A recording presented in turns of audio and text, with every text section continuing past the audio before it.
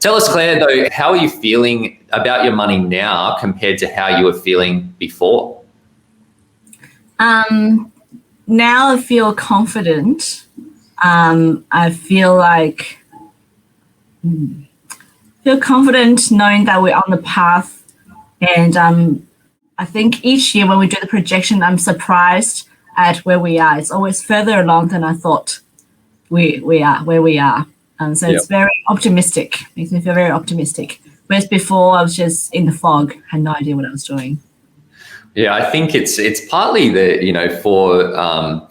for like high achievers, that you're always wanting more. You're always wanting to, and we keep our eye. And for business owners as well, in particular, that you think about your business and the milestones that happen in your business, that you hit one and you don't think about, oh yeah, that was really awesome. Or you might for like a fleeting second, but then you're thinking, now I want to get to here. Now I want to hit this target or this growth or this other thing. And sometimes you just stop and look at what's happened, and it gives you more motivation to keep going, because otherwise you feel like you're just never getting to a good place or where you want to be.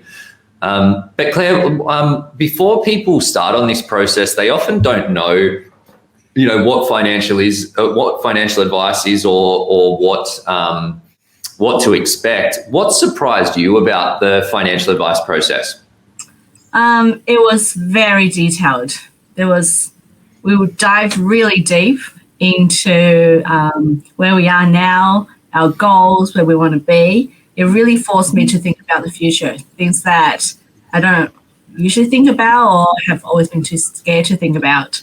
But having that kind of critical thinking about where we want to be, it gives more clarity and helped us both to build the path to where we want to be. So it's definitely a very deep dive. It's not just, hey, buy some shares and buy some property and you'll be right. It's a deep dive into what we want and then plan out how we're going to get there.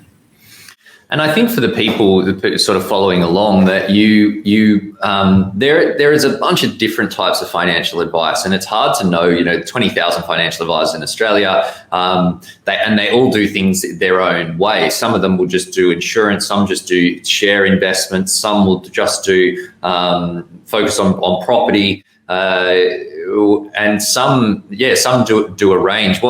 What we do is this really thorough, modeling and scenario planning that you're saying, and some of those other things have their place. But I think that where you can go wrong is if you're expecting, or looking for, or could benefit from something like what you just mentioned, where you're doing this super thorough deep dive into everything, mapping out basically the next 20 years for you. And then you go to someone that only sells life insurance, that you're not going to get, you might have a good conversation and you might end up with life insurance. And I think life insurance is really important, but you want to ask the questions to know that you're going to get the right outcomes and know what you're looking for before you start seeking advice, so that you're not disappointed by the process.